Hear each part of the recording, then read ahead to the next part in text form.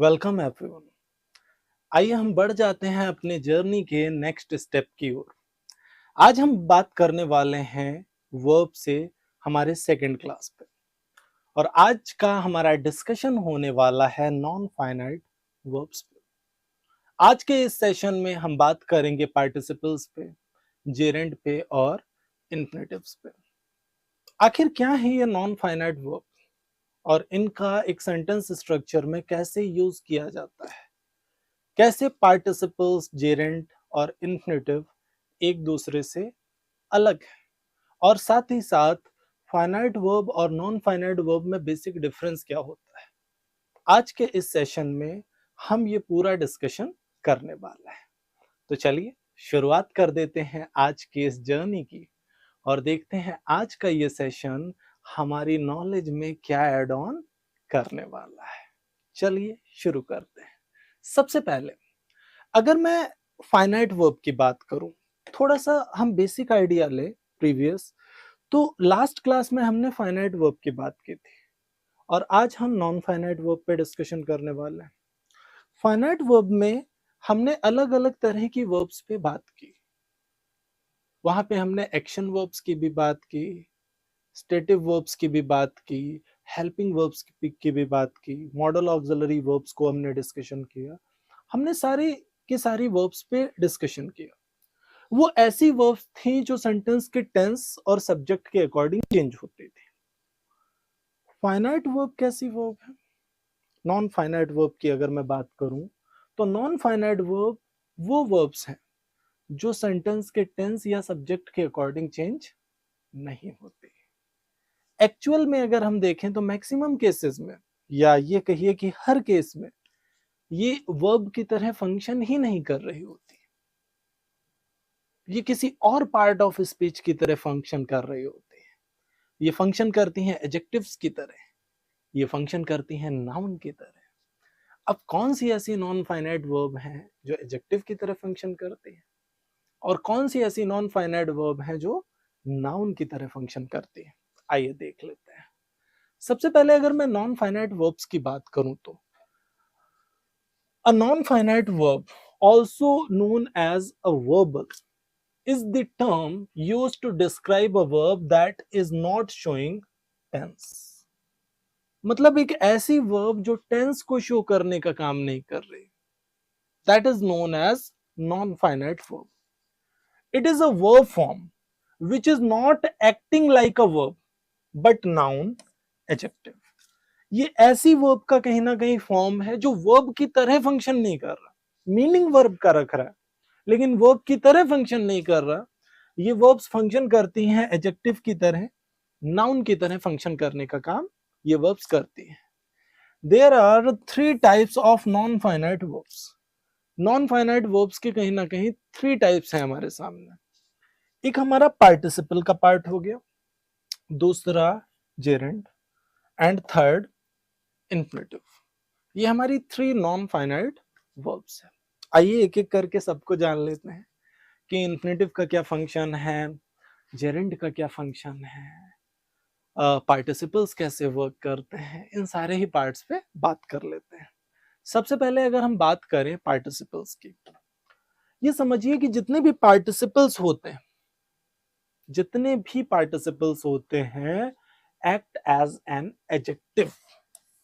Participles basically adjective की तरह function कर रहे होते हैं।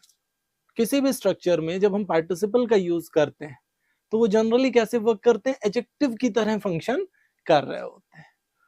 A participle is a word formed from a verb, usually by adding d, ed or ing। There are mainly two but three kinds of participles as follows। सबसे पहले present participles. अब present participle की बात करें तो ऐसे participle जो ING पे खत्म होते हैं, वो क्या है? प्रेजेंट पार्टिसिपल्स है। लाइक अगर मैंने बोला द राइजिंग सन, अब इस स्ट्रक्चर को अगर आप ध्यान से देखें तो ये राइजिंग क्या कर रहा है? सन को क्वालिफाई करने का काम कर रहा है। इस स्ट्रक्चर को अगर हम ध्यान से देखें तो सन क्या है, एक नाउन है,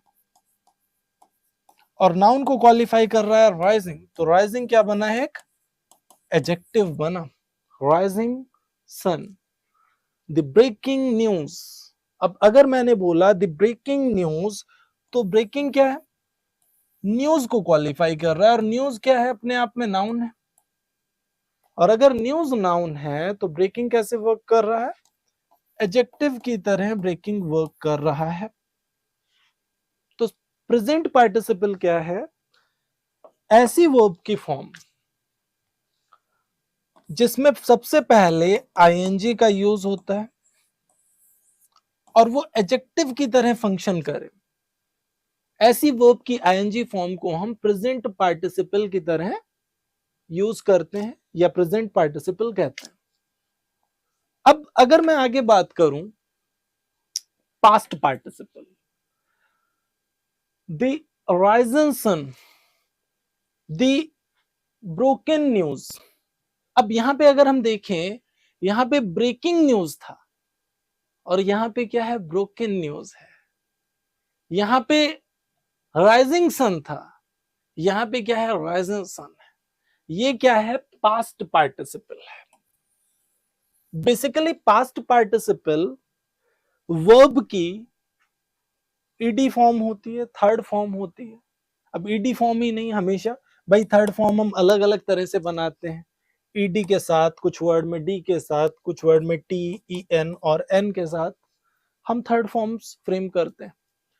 तो अब यहां पे अगर हम प्रेजेंट पार्टिसिपल और पास्ट पार्टिसिपल को ध्यान से देखें, और इससे जनरली ये दोनों एडजेक्टिव की तरह ही वर्क कर रहे हैं। यहां पे भी राइजन कहीं ना कहीं सन की ही बात कर रहा है, यहां पे ब्रोकन कहीं ना कहीं न्यूज की बात कर रहा है, लेकिन दोनों में डिफरेंस है। अगर मैं आपसे पूछूं कि डिफरेंस क्या होगा, फिर अगर मैं प्रेजेंट पार्टिसिपल की बात करूं और पास्ट पार्टिसिपल की बात करूं, दोनों में डिफरेंस क्या होगा, दोनों के बेसिक फंक्शन में जब स्ट्रक्चर में ये यूज होंगे तो क्या डिफरेंस आने वाला है, ये एक बड़ा क्वेश्चन है कि क्या कोई डिफरेंस आएगा या सेम रहेगा। अगर मैं बोलूं rising sun, rising sun means उगता हुआ सूरज, और राइजिंग सन मीन्स ऐसा सूरज जो उग चुका है। बेसिक डिफरेंस दिख रहा है आप सबको दोनों के अंदर। Interesting interested, surprising surprised. Practically सोच के देखो जरा मैं क्या कहना चाहता हूं। अगर मैंने बोला दिस मैच इज सरप्राइजिंग या दिस इज सरप्राइजिंग मैच, तो यहां पे सरप्राइजिंग क्या कर रहा है, मैच को क्वालिफाई कर रहा है। And I am surprised, match is surprising and I am surprised. तो सरप्राइज्ड कौन है, मैं हूं, और मैच क्या है, सरप्राइजिंग है। The match is interesting and I am interested in the match. तो मैच क्या है, इंटरेस्टिंग है, और मैं क्या हूं, इंटरेस्टेड हूं। क्या आप देख पा रहे हैं स्ट्रक्चर को अच्छे से, कैसे कोई स्ट्रक्चर बेसिकली वर्क कर रहा होता है, कैसे कैसे प्रेजेंट पार्टिसिपल और पास्ट पार्टिसिपल्स का यूज होता है, कैसे ये एक दूसरे से अलग होते हैं, कैसे ये एक दूसरे से डिफरेंस होते हैं, कैसे ये डिफरेंट मीनिंग दे रहे होते हैं एक दूसरे से। तो एक्चुअल में अगर आप प्रेजेंट पार्टिसिपल या पास्ट पार्टिसिपल का यूज करते हैं तो कहीं ना कहीं मीनिंग ही अलग जाता है स्ट्रक्चर का। अगर हम स्ट्रक्चर को देखें तो कहीं ना कहीं उसका मीनिंग ही अलग जाने का काम कर रहा होता है। अब यहां से अगर हम देखें आगे, परफेक्ट पार्टिसिपल, बहुत ही प्यारा पार्ट है perfect participle. Perfect participles are formed like this. देखो परफेक्ट पार्टिसिपल को जब हम फ्रेम करते हैं तो हम सबसे पहले हैविंग का यूज करते हैं प्लस पास्ट पार्टिसिपल। आप इसको ऐसे भी मान सकते हैं, हैविंग प्लस V3, ये है आपका perfect participle. Having plus V3, ये है आपका परफेक्ट पार्टिसिपल। स्ट्रक्चर को देखो, having heard the news, he quickly showed his brother's record collection। मतलब न्यूज को सुनकर उसने जल्दी से क्या किया, बेच दिया, अपने ब्रदर का जो रिकॉर्ड कलेक्शन था उसको बेच दिया। तो एक एक्शन हुआ, उस बेस पे जो सामने वाले का रिएक्शन हुआ, उसको प्रेजेंट करने का काम कहीं ना कहीं क्या कर रहा है, परफेक्ट पार्टिसिपल कर रहा है। एक्शन के रिएक्शन को प्रेजेंट करने का काम क्या कर रहा है my dear aspirants, perfect participle कर रहा है, एक्शन के रिएक्शन को प्रेजेंट कर रहा है। अब हैविंग हियर्ड द न्यूज, एक पॉइंट क्या है कि न्यूज को सुनने के बाद, having heard the news, he quickly sold his brothers record collection. मतलब जब उसने न्यूज सुना उसके बाद उसने ये एक्शन लिया, उस बेस पे उसने ये एक्शन लिया। Having seen the lion he ran away, having seen the lion he ran away, मतलब शेर को देखकर वो भाग गया। एक एक्शन क्या हुआ, शेर दिखा उसको, और उसका रिएक्शन क्या था उस चीज के ऊपर कि वो भाग गया। तो अब यहां पे दोनों स्ट्रक्चर्स को देख पा रहे हैं ना कि परफेक्ट पार्टिसिपल एक्चुअल में किसी स्ट्रक्चर में वर्क कैसे कर रहा होता है, दैट मैटर्स मोस्ट। सबसे इंपॉर्टेंट पार्ट यही है कि किसी भी स्ट्रक्चर में इनका हम फंक्शन किस तरह से कर रहे हैं, यह सबसे ज्यादा मैटर करता है। आगे बढ़ जाते हैं हम। तो ये थे पार्टिसिपल्स। बेसिकली हमने पार्टिसिपल में क्या बात की, पार्टिसिपल क्या है, एडजेक्टिव की तरह यूज होते हैं। किसी भी स्ट्रक्चर में हम एडजेक्टिव की तरह पार्टिसिपल का यूज कर रहे होते हैं। पार्टिसिपल जनरली 3 कैटेगरी के हैं हमारे पास, प्रेजेंट पार्टिसिपल, पास्ट पार्टिसिपल और परफेक्ट पार्टिसिपल। एक चीज और याद रखना, जब भी हम हैविंग के साथ यूज करते हैं, हैविंग के साथ हमेशा V3 आता है। कभी कभी क्या होता है कि एरर डिटेक्शन के आपको ऐसे क्वेश्चंस मिलते हैं जहां हैविंग के साथ V1 आपको मिल जाता है या V2 मिल जाता है, वर्ब का सेकेंड फॉर्म। इस तरह के स्ट्रक्चर्स हमेशा रॉन्ग है। हैविंग के साथ आपको हमेशा V3 ही मिलने वाला है। हैविंग के साथ अगर आपको V1 प्लस ING मिल गया या V1 मिल गया, वर्ब का फर्स्ट फॉर्म सेकेंड फॉर्म, ये स्ट्रक्चर्स पूरी तरह से क्या है, रॉन्ग है, गलत है, अप्रोप्रिएट नहीं है। हैविंग के साथ आपको इन जनरल क्या मिलेगा, V3 मिलेगा, वर्ब का थर्ड फॉर्म में मिलेगा। आई होप आप सभी को समझ में आ गई होगी मेरी बात, जो मैं कहना चाहता हूं। आगे बढ़ते हैं।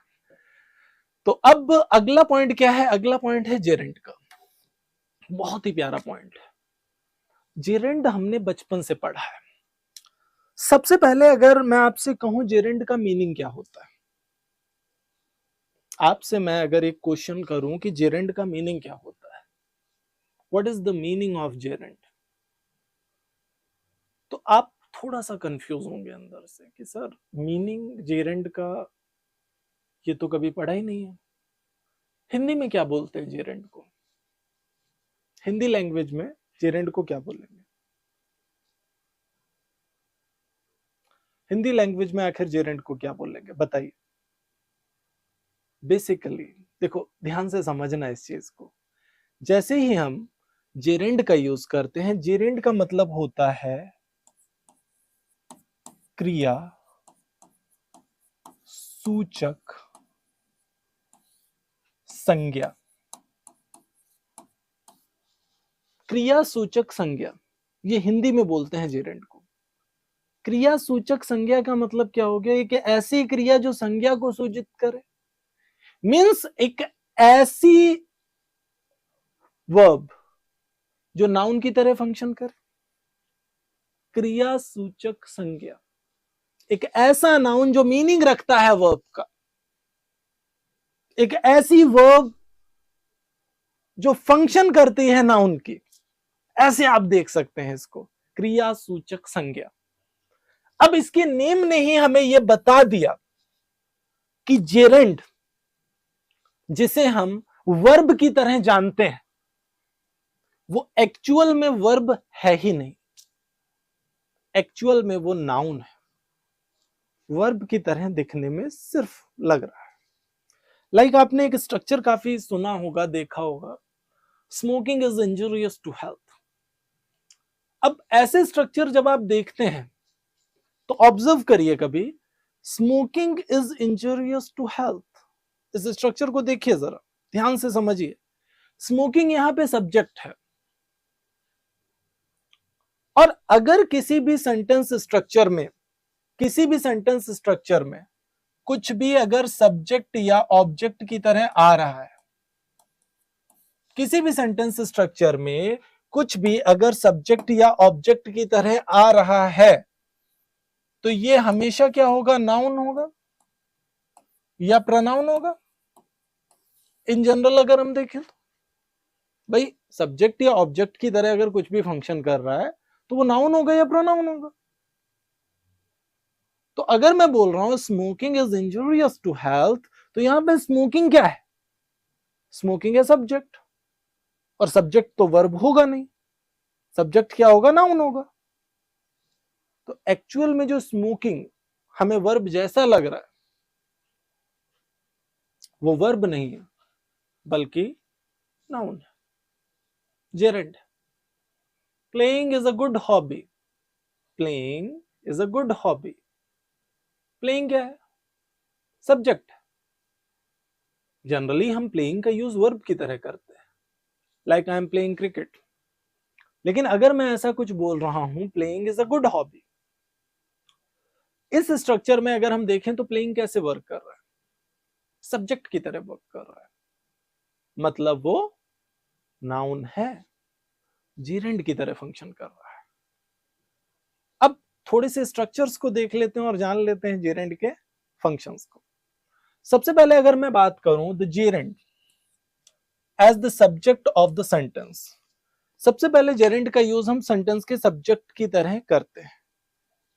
Eating people is wrong, subject की तरह यूज हो गया। हंटिंग टाइगर्स इज डेंजरस, तो ये हंटिंग टाइगर्स इज डेंजरस, तो इज का यूज किसके पास हुआ, हंटिंग टाइगर्स के बाद, तो ये सब्जेक्ट की तरह वर्क कर रहा है कहीं ना कहीं hunting. Eating people is wrong, तो यहां पे ईटिंग सब्जेक्ट की तरह वर्क कर रहा है कहीं ना कहीं, इज का यूज हो रहा है इसके लिए, है तो अपने आप में सिंगुलर ही। The gerund as the complement of the verb to be, verb to be के कॉम्प्लीमेंट की तरह भी हम जेरेंड का यूज करते हैं। Like one of his duties is attending meetings, one of his duties is attending meetings, मतलब उसकी ड्यूटीज में से एक क्या है कि वो मीटिंग्स को अटेंड करे। अब देखो ये वन ऑफ द का जो स्ट्रक्चर है वो भी आपको अच्छे से आना चाहिए। जब भी हम वन ऑफ द का यूज करते हैं, ध्यान से समझना, वन ऑफ द, जब भी हम वन ऑफ द का यूज करते हैं तो याद रखिए कि इसके साथ आने वाला नाउन हमेशा कैसा होता है, प्लूरल होता है, प्लूरल नाउन। इसके साथ आने वाला नाउन हमेशा प्लूरल होता है, लेकिन इसके साथ आने वाली वर्ब हमेशा कैसी होती है, सिंगुलर होती है, सिंगुलर वर्ब। मींस नाउन हमेशा हमें प्लूरल मिलेगा इसके साथ, लेकिन वर्ब हमेशा कैसी मिलेगी, सिंगुलर मिलेगी, ये चीज याद रखिए। तो वन ऑफ द के साथ में आप देखिए, यहां से वन ऑफ द या फिर वन ऑफ के साथ पॉजिटिव एडजेक्टिव आ गया तो द की कोई जरूरत नहीं होती, जैसे यहाँ पे हिज का यूज हो गया। One of his duties is attending meetings, अगर आप ध्यान से देखें तो इज टू बी वर्ब है, और इसके बाद हम जो ये अटेंडिंग का यूज कर रहे हैं, ये वर्ब के कॉम्प्लीमेंट की तरह यूज हो रहा है। समझ गए ना? So one of his duties is attending meetings. The hardest thing about learning English is understanding the gerund. अब देखो बहुत ही प्यारा सा स्ट्रक्चर है. The hardest thing about learning English is understanding the gerund. अब यहां पे लर्निंग का यूज भी हमने जेरेंट की तरह किया है. और अगर आप ध्यान से देखें, इज अंडरस्टैंडिंग जेरेंट, दूसरा जो अंडरस्टैंडिंग है वो वर्ब की तरह यूज हो रहा है, जेरेंट को समझना. लेकिन जो लर्निंग का यूज हुआ है, लर्निंग इंग्लिश, यहां पे लर्निंग का यूज जो है वो जेरेंट की तरह यूज हो रहा है. समझ गए ना? आगे अगर हम देखें, द जेरेंट आफ्टर प्रीपोजिशंस. देखो बेसिकली प्रीपोजिशंस का मेन फंक्शन होता क्या है? प्रीपोजिशंस के बाद हम जनरली सेंटेंस के ऑब्जेक्ट्स को जोड़ते हैं या ऑब्जेक्ट्स का यूज करते हैं प्रीपोजिशंस के बाद. अब प्रीपोजिशन के बाद जनरली मैंने कहा ऑब्जेक्ट आते हैं, ऑब्जेक्ट का यूज करते हैं हम प्रीपोजिशन के बाद. अब अगर कुछ भी किसी स्ट्रक्चर में सब्जेक्ट या ऑब्जेक्ट की तरह यूज हो रहा है तो वो जनरली क्या है, नाउन है या प्रोनाउन है. वर्ब के सब्जेक्ट की तरह या ऑब्जेक्ट की तरह यूज हो रहा है कुछ भी, तो वो क्या है, नाउन है या प्रोनाउन है इन जनरल अगर हम देखें तो अगर कोई आईएनजी फॉर्म आ रही है प्रीपोजिशन के बाद तो वो ऑब्जेक्ट की तरह वर्क कर रही है. देखो रिलेशन को समझते रहना. अगर आपने रिलेशन को समझ लिया तो ग्रामर के आप मास्टर बनने वाले हैं. याद रखिए इस चीज को. ये वीडियो देखने के बाद आपकी सारे डाउट्स क्लियर हो जाने चाहिए वर्ब से रिलेटेड. आज के बाद नॉन फाइनाइट वर्ब में आपको किसी तरह का कोई डाउट रहना ही नहीं चाहिए. स्ट्रक्चर को समझिए बस. क्या है कि प्रीपोजिशन के बाद जनरली क्या आता है, ऑब्जेक्ट आता है. प्रीपोजिशन के बाद जनरली क्या यूज करते हैं, ऑब्जेक्ट का यूज करते हैं. ओके. अब अगर हम स्ट्रक्चर को देखें प्रीपोजिशन के, तो उससे हमें क्या समझ आया कि प्रीपोजिशन के बाद अगर कोई आईएनजी फॉर्म आ गया तो वो कहीं ना कहीं जेरेंड होगा. वो एक्चुअल में वर्ब की तरह तो फंक्शन कर नहीं सकता. वर्ब की तरह अगर फंक्शन करता तो वो सब्जेक्ट के बाद आता, प्रीपोजिशन के बाद तो नहीं आता ना स्ट्रक्चर. अगर हम देखें, can you sneeze without opening your mouth. Sneeze, छींकने की बात हो रही है. क्या आप छींक सकते हैं बिना अपने माउथ को ओपन किए हुए? तो विदाउट के बाद जो ये ओपनिंग आया है, विदाउट के बाद जो ये ओपनिंग का यूज हुआ है, ये ओपनिंग कैसे वर्क कर रहा है, जेरेंड की तरह वर्क कर रहा है. अगला स्ट्रक्चर अगर हम देखें तो she is good at painting. तो एट के बाद जो पार्ट आया है आपका, ये कहीं ना कहीं जेरेंड की तरह ही फंक्शन कर रहा है. आई होप सभी को समझ आ रहा होगा कि ये स्ट्रक्चर आखिर जा कैसे रहा है. जनरली प्रपोजिशन के बाद सेंटेंस के ऑब्जेक्ट्स का यूज होता है. प्रपोजिशन का जनरल फंक्शन ही होता है सेंटेंस के ऑब्जेक्ट्स का रिलेशन सेंटेंस स्ट्रक्चर से बताना. तो अब यहां पे जो भी आ रहा है प्रपोजिशन के बाद वो एक्चुअल में क्या है, ऑब्जेक्ट. और ऑब्जेक्ट बनेगा वो कैसे? अगर वो ऑब्जेक्ट है तो वो नाउन या प्रोनाउन है, और अगर आईएनजी फॉर्म आ गया तो वो नाउन है. नाउन है मतलब वो जेरेंड है. अब ये पेंटिंग, ये ओपनिंग देखने में हमें जो लग रहे हैं वो एक्चुअल में है नहीं. हमें देखने में ऐसा लग रहा है कि ये पेंटिंग, ओपनिंग ये वर्ब है, लेकिन ये एक्चुअल में वर्ब नहीं है. ये नाउन है, ये जेरेंड है.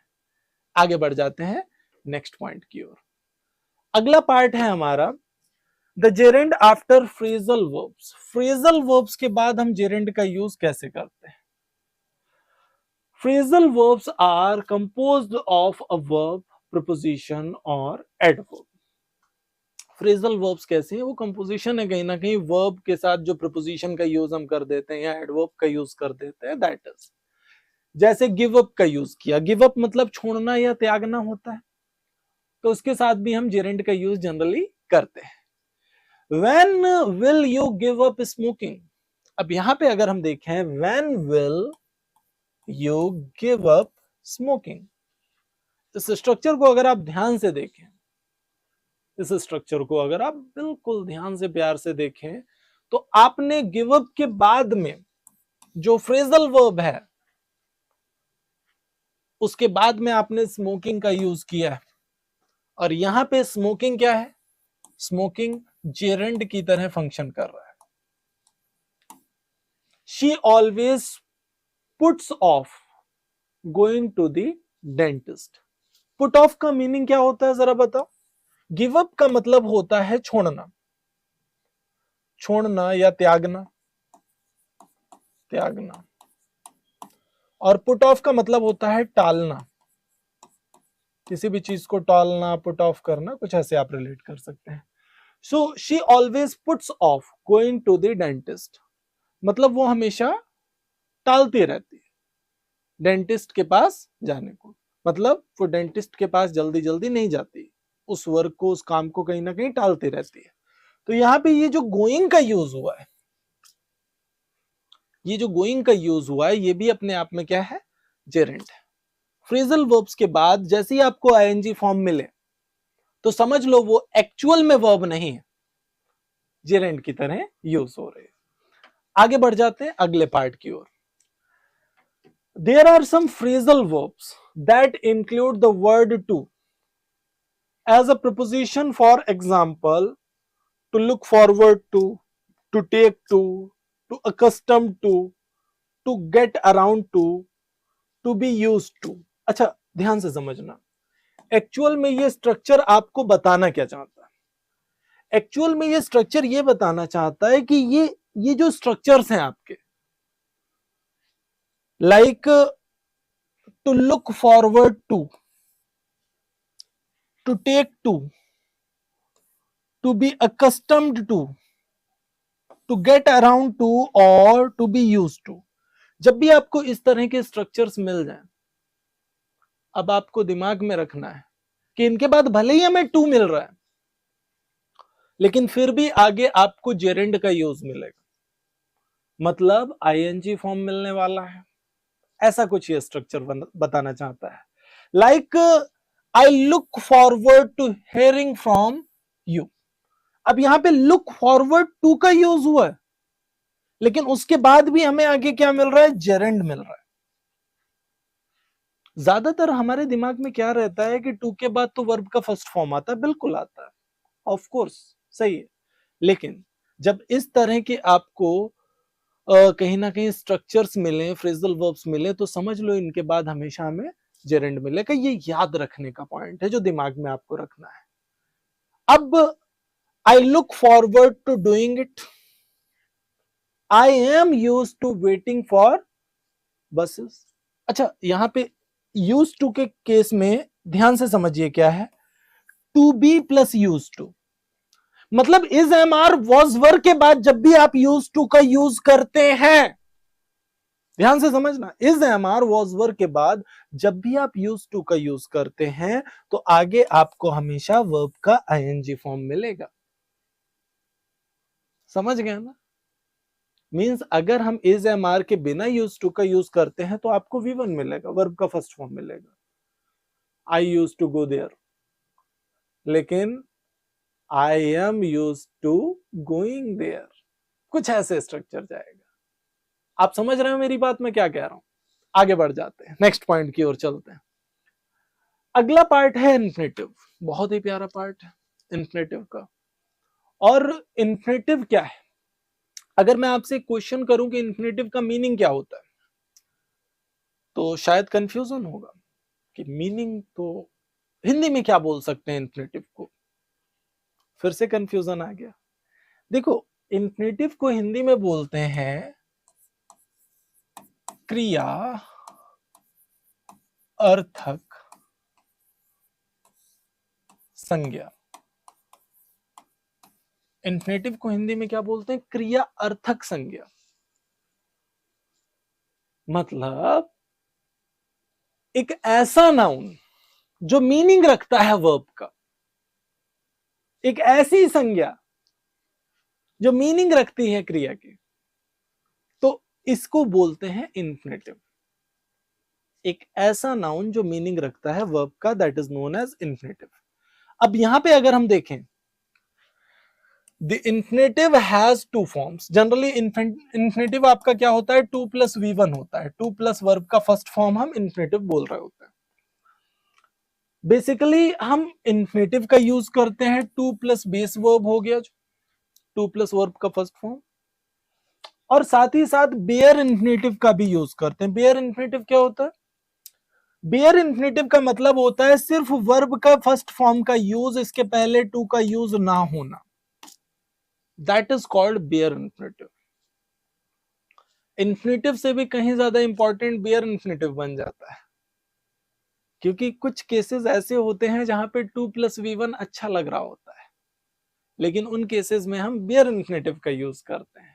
अभी हम उन केसेस पे भी बात कर लेते हैं एक बार। पहला पार्ट क्या है? The 2+ infinitive to indicate the purpose or intention of an action। किसी भी एक्शन का पर्पस या इंटेंशन बताने के लिए हम 2+V1 का यूज कर रहे होते हैं। In this case, to has the same meaning as in order to or so as to। तो टू का मीनिंग कहीं ना कहीं इन ऑर्डर टू और सो एज टू इस तरह का जा रहा होता है इस केस में। Like she came to collect her pay check. अब यहां पे कहीं ना कहीं मोटिव की बात हो रही है, पर्पस की बात हो रही है। शी केम, वो आई, to collect her pay check, कुछ ऐसा स्ट्रक्चर बता रहा है। Same as the 3 bears went to find firewood. अब यहां पे अगर हम देखें, द 3 bears went to find firewood, फिर पर्पस की बात हो रही है कहीं ना कहीं। आगे अगर हम देखें, 2+ infinitive as the subject of the sentence। 2+V1 का यूज हम सब सेंटेंस के सब्जेक्ट की तरह भी करते हैं, और वो स्ट्रक्चर भी कहीं ना कहीं करेक्ट ही होता है। लाइक टू बी और not to be, that is the question. तो यहां पे टू बी और नॉट टू बी, इसको हमने सब्जेक्ट की तरह यूज किया है कहीं ना कहीं टू बी को। To know her is to love her, to know her is to love her. अब यहां पे टू नो का यूज आपने फिर सब्जेक्ट की तरह किया, इन्फिनेटिव की तरह किया। तो 2+V1 का यूज आप सेंटेंस स्ट्रक्चर के सब्जेक्ट की तरह भी करते हैं, और वो करेक्ट होता है। आगे अगर हम बात करें, the to infinitive to indicate what something can or will be used for।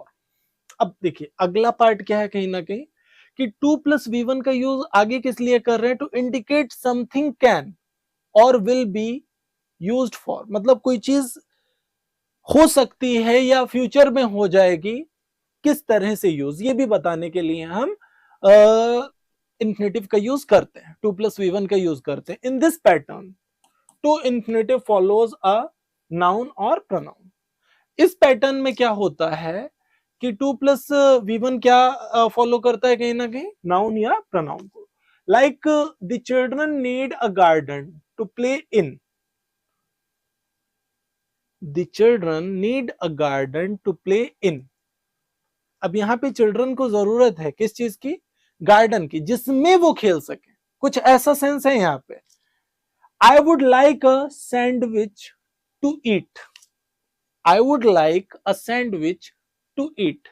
यहां पे देखिए गार्डन की बात हुई थी 2+V1 के पहले।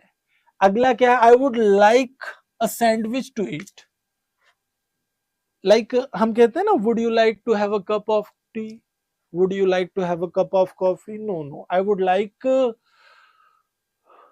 a sandwich to eat। सामने वाले ने कुछ ऐसा बोल दिया, या फिर I would like to have a sandwich to eat, ऐसे भी बोल सकते हैं स्ट्रक्चर को। तो यहाँ पे सैंडविच के साथ आपने क्या यूज किया? 2+V1 का यूज किया, नाउन के साथ 2+V1 आपका आ रहा है। The two infinitive with question words. अब देखिए कुछ वर्ब्स हैं हमारे सामने जिनके बाद हम 2+ इन्फिनेटिव का यूज करते हैं। लाइक आस्क हो गया, decide, explain, forget, know, show, tell, understand can be followed by a question word such as where, how, what, who, when plus the to infinitive. अब देखिए इस तरह के स्ट्रक्चर्स जब भी यूज होते हैं तो ये देखिए क्वेश्चन वर्ड आ गया आपका आस्क्ड, आस्क मींस पूछना हो गया। अब इसके बाद हो क्या रहा है ध्यान से देखिए कि हमने हाउ का यूज किया और उसके बाद हमने 2+v1 का यूज किया। हमने हाउ का यूज किया और उसके बाद हमने 2+v1 का यूज किया। ये स्ट्रक्चर कुछ यही बताना चाहता है। She asked me how to use the washing machine.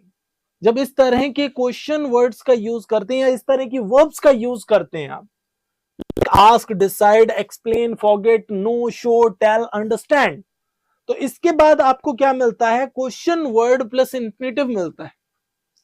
ऐसा कुछ ये रूल आपको, ये पॉइंट आपको बताना चाहता है।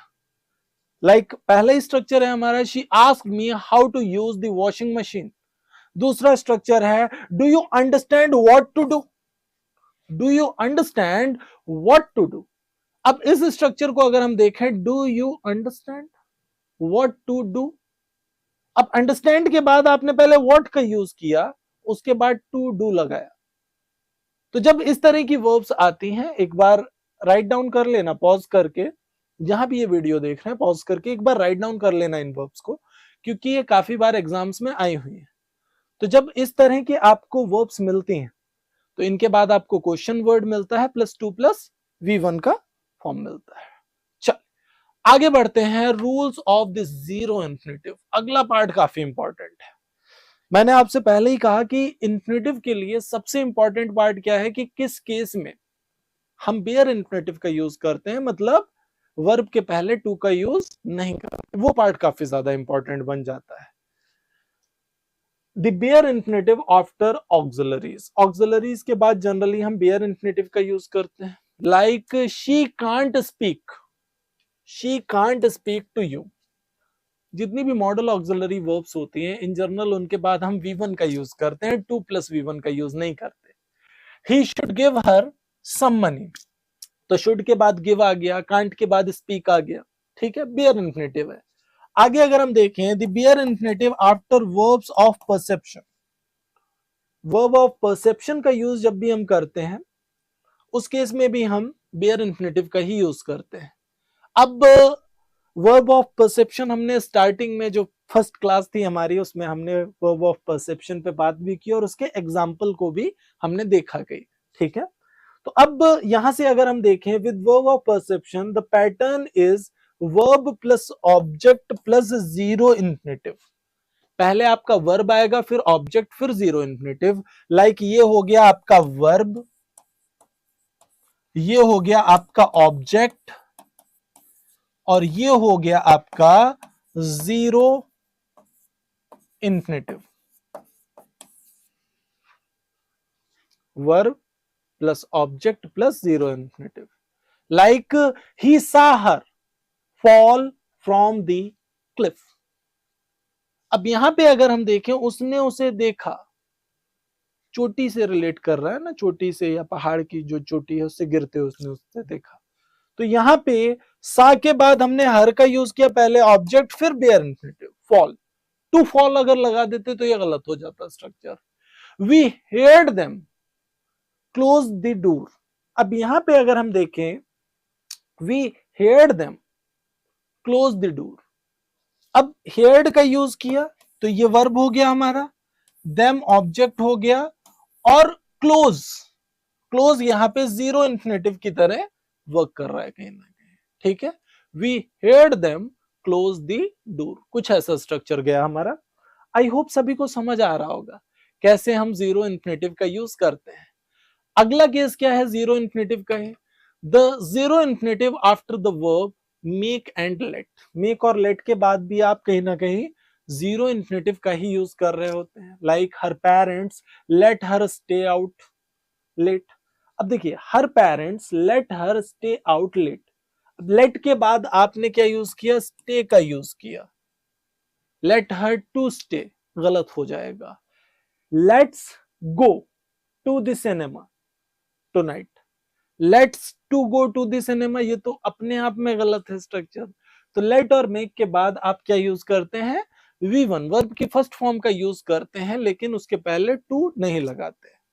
The zero infinitive after expression had better, ये पॉइंट काफी इंपॉर्टेंट है।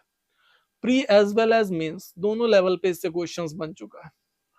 जब भी आप हैड बेटर का यूज करते हैं तो इस एक्सप्रेशन के बाद आपको कभी 2+V1 नहीं मिलेगा, हमेशा इसके बाद आपको वर्ब का फर्स्ट फॉर्म मिलेगा। जब आप रीड आउट करेंगे स्ट्रक्चर को तो आपको लगेगा 2 होना चाहिए, लेकिन अगर 2 होगा तो स्ट्रक्चर गलत हो जाएगा। Like we had better take some warm clothing, तो अब यहां पे to take some warm clothing अगर हम लगा देते तो स्ट्रक्चर गलत हो जाता है। She had better ask him not to come, अब यहां पे टू आस्क हिम ऐसा कुछ अगर हम बोल देते तो ये स्ट्रक्चर रॉन्ग हो जाता है। तो जब भी ये एक्सप्रेशन आपको मिल जाए हैड बेटर, तो इसके बाद हमेशा याद रखिए बेयर इन्फिनेटिव मिलेगा, वर्ब का फर्स्ट फॉर्म मिलेगा, लेकिन इसके पहले कभी भी टू का यूज नहीं होने वाला। सो आई होप आज के सेशन में आपको अच्छे से समझ आ गए होंगे सारे नॉन फाइनाइट वर्ब्स। हमने पूरा एक्सप्लेन कर लिया अच्छे से पार्टिसिपल्स को, जेरेंट को और इन्फिनेटिव को, साथ ही साथ इससे रिलेटेड एडवांस रूल्स पे भी डिस्कशन कर लिया। अगला जो सेशन है हमारा उसमें हम प्रैक्टिस पे बात करेंगे, नॉन फाइनाइट वर्ब्स से रिलेटेड कुछ एग्जाम ओरिएंटेड क्वेश्चंस पे नेक्स्ट सेशन में होगा डिस्कशन। सो मिलते हैं नेक्स्ट सेशन में, टिल देन टेक